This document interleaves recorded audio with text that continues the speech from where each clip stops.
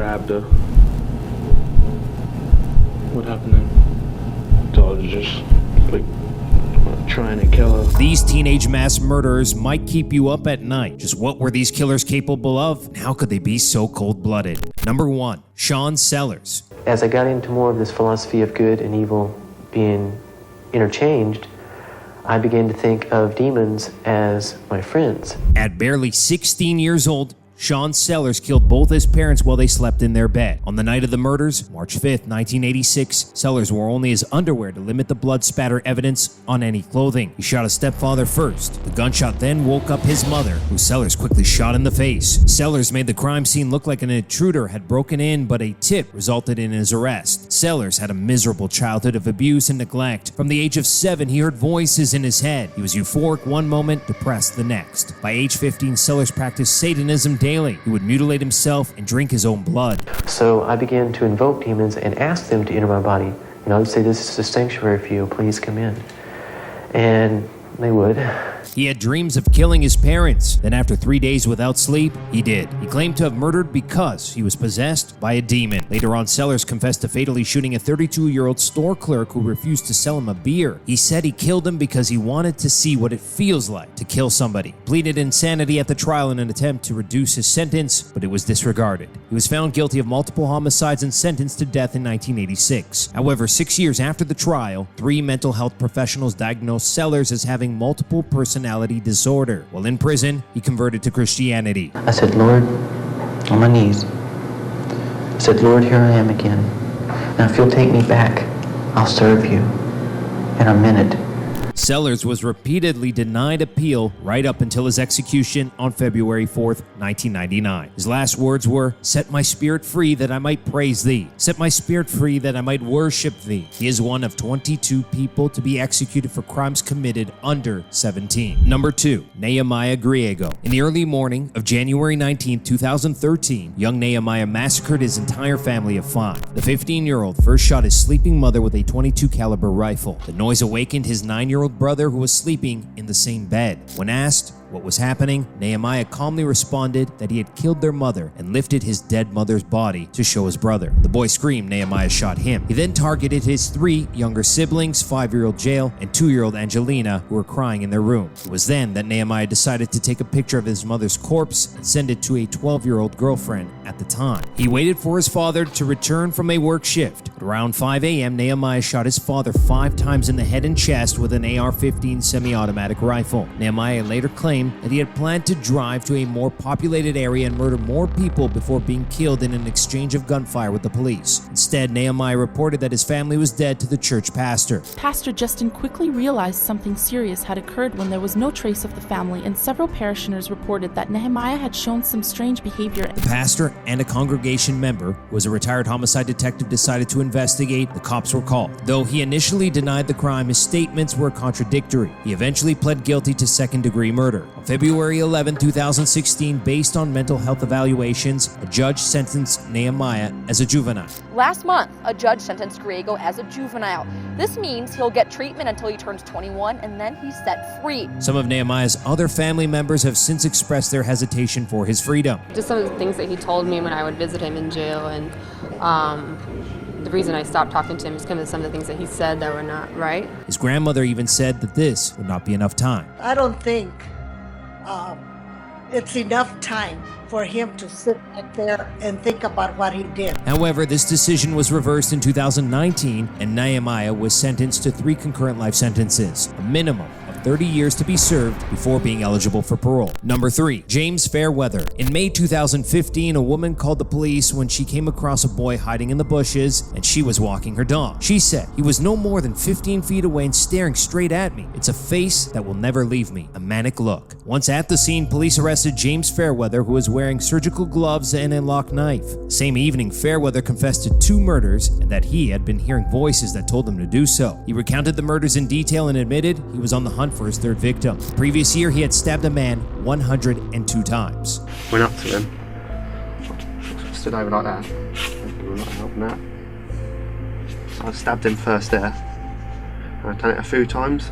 While I was doing that, my voices were laughing and laughing and laughing louder and louder. Another victim, Nahid Almania, was a 31-year-old woman who was found slashed and stabbed 16 times, including through both eyes. At 10:40 a.m. we received calls from members of the public to say that Nahid's body had been discovered very close to where we are now. In January of 2016, Fairweather denied the 2 counts of murder and the possession of an offensive weapon that the prosecution did not accept. However, he did admit to 2 alternative counts of manslaughter. During the trial, it was discovered that Fairweather had researched serial killers that had pleaded guilty to manslaughter by reason of diminished responsibility. In fact, he was obsessed with serial killers altogether, especially Ted Bundy and Peter Sutcliffe, the Yorkshire Ripper. He pored over every word written about them, every documentary, every book.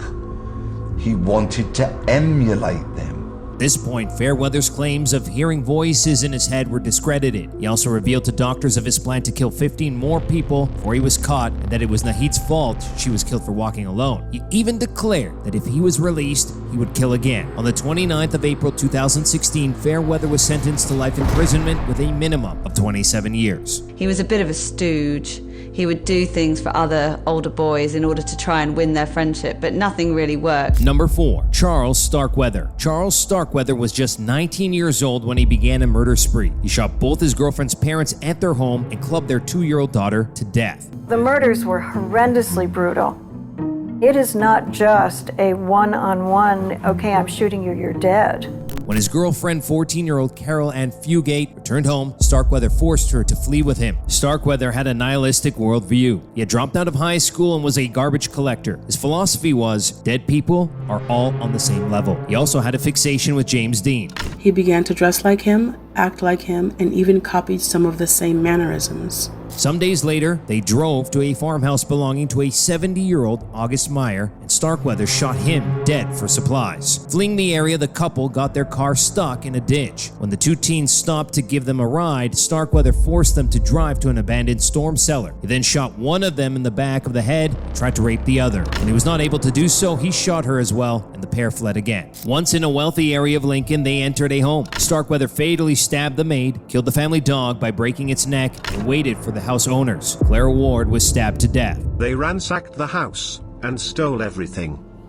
Laura Ward came home from work, almost an hour later, to face Starkweather's gun. A struggle between Starkweather and Laura Ward broke out before Laura was shot dead. These murders sparked public outrage and police began their manhunt. Soon sightings of the murderous pair were reported. Finally, Starkweather was captured when he killed his 11th victim to steal his car. However, Starkweather was unaware of the functionality of a parking brake, which the car had. He stalled out and was stopped by a sheriff's deputy. Fugate's mother was convicted as an accomplice and received a life sentence, but was paroled after 17 years. Starkweather was executed by electric chair 17 months after his arrest. Number 5, Tyler Hadley. Tyler Hadley was so determined to throw a party that he murdered his own parents. The 17-year-old was a handful. He had been criminally detained before: arson, drugs, theft, battery, vandalism. On the day of the party, Tyler took 3 pills of ecstasy. He then brutally attacked his mother while she worked at the computer with the back end of a claw hammer. She turned and shouted, "Why?" which is when Tyler's father came to find Tyler beating her to death. Tyler then turned the weapon on his father and savagely beat him to death as well. He spent hours cleaning after dragging their bodies into their bedroom. Over 60 people attended his party at the murder scene that night. Bottles were thrown at the walls and floor, shattering on impact,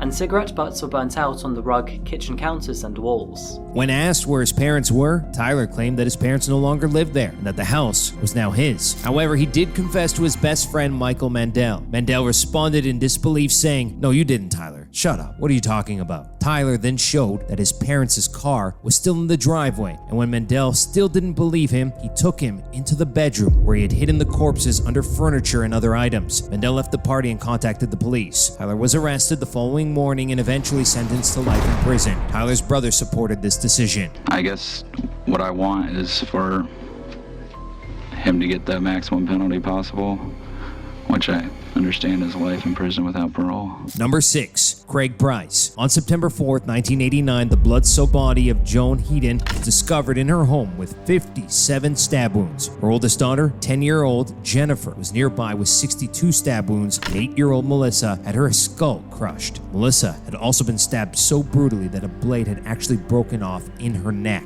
The suspect was 15-year-old Craig Price. When asked about the bandage on his hand, Price said that he had gotten drunk and smashed a car window. Upon further investigation, police found a bloody sock imprint of someone with a size 13 shoe. Once Craig failed a lie detector test, his house was searched. Police uncovered a trash bag full of several bloody knives. Meanwhile, Price was taking a nap on the couch. He was promptly awoken and arrested. His behavior remained calm and unfazed. If you can remember, how many knives did you use? I don't know, a lot. About 6, I think, maybe. Police offered details of the murders. He confessed outright to another woman's murder whom he had killed at the age of 13. The law at the time would have allowed him to be released from a training school with a clean record on his 21st birthday, just 5 years. After several protests combined with Price's bad behavior, his sentence was extended, and it is still unclear when he will be released. Craig Price is a violent individual. It's a proven fact. He's a very violent individual. Number 7. Barry Loukaitis. On February 26, 1981, a boy named Barry Loukaitis armed himself with 2 handguns and a rifle, walked into his 8th grade algebra class, and opened fire. He gunned down 2 14-year-old students and his teacher. Once the shots were fired, Barry said, "This sure beats algebra." This was a line adapted from the book Rage, "This sure beats panty raids," which tells about a high school senior who shoots his algebra teacher and takes the students hostage. Barry then attempted to hold the class hostage, but thanks to a tackle from the gym coach, Barry was subdued. Manuel Vela Jr., the first student Barry gunned down, was apparently the prominent bully for Barry. One time, Barry was held down by a classmate while another classmate peed on him. Another time, he got his head shoved in a toilet. On top of that, his parents were getting a divorce. It was also later reported he often made references to killing and death. Loukaitis' father, Terry, owned 3 guns and taught Barry how to use them. The divorce becoming more and more stressful, Terry stashed the guns in the trunk of his car, which later went missing. Barry was convicted of murder and kidnapping and sentenced to 2 life terms plus 205 years with no chance of parole. In 2017, he was resentenced to 189 years in prison, 20 years after the tragedy. Loukaitis finally publicly apologized to his victims and their families. It doesn't replace what has been taken from you. And you should have it back. Number 8. Harvey Miquel Robinson. Harvey Miquel Robinson looked up to a violent father who beat his mistress to death and who was convicted of voluntary manslaughter in 1963. It seemed Harvey would follow in his father's footsteps. In August 1992, 17-year-old Harvey raped and bludgeoned Joan Burghardt, a 22-year-old nurse's aide. It appeared that she was sexually assaulted. The amount of brutality was pretty extensive. She was bludgeoned 37 times. The next year, he raped and murdered a 15-year-old newspaper carrier. 15-year-old Charlotte Smoyer had gone missing. She had delivered a newspaper to his neighbor, and her bike had been lying on the sidewalk in front of his neighbor's house for about 30 minutes. And only 11 days later, Robinson broke into a house, raped, and strangled a 5-year-old girl who survived the attack. Harvey continued this pattern until one of his victims, Denise Sam Calley, escaped him. His eyes were the devil's. I knew that this man's gonna kill me.